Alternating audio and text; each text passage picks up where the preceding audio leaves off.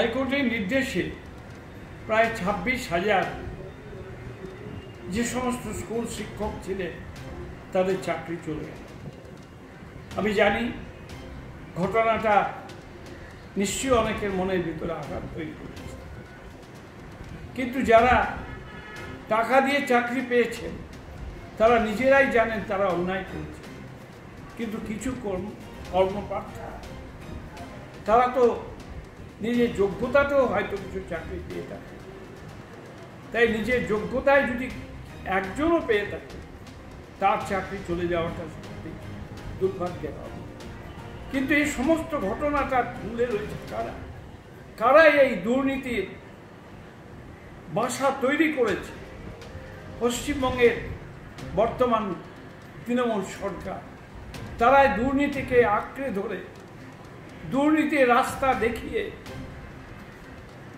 কর্মহীন তরুণ তরুণীদের প্রলুব্ধ করে অন্যায় কাজে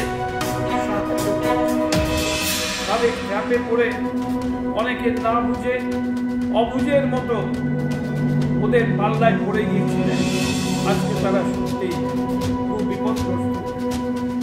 আমি মনে করি সরকার যেভাবে এই 26,000 তরুণ তরুণীদের জীবনের ওপরে এই ধরনের একটা পরিস্থিতি তৈরি করবার ব্যবস্থা করে দিয়েছিলেন, এই সরকারের বিরুদ্ধে কোর্টের রায় আসার পর এই সরকারের উচিত এক্ষুনি নতুন করে আবার তারা কোন রাস্তায় চলছে।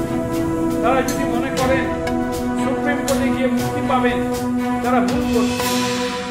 তারা যদি মনে করেন হাইকোর্টে গালিগালাজ করে তারা এই 26,000 কর্মহীন তরুণ তরুণীদের সমর্থন পাবেন, তারা ভুল করছেন।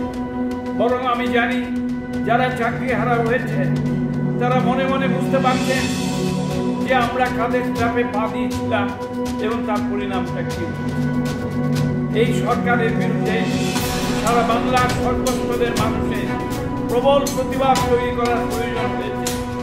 এই দুর্নীতিগ্রস্ত সরকারকে ক্ষমতাচ্যুত করা একান্ত প্রয়োজন হয়ে পড়েছে। আগামী লোকসভা নির্বাচনে এদের সমুচিত শাস্তি দিতে হবে। সেই শাস্তি দেবে বাংলার জনগণ। ভোট বাক্সে এই সরকারের অত্যাচারের বিরুদ্ধে প্রমাণ করে দেবেন দুর্নীতির বিরুদ্ধে তারা চান, লড়তে চান।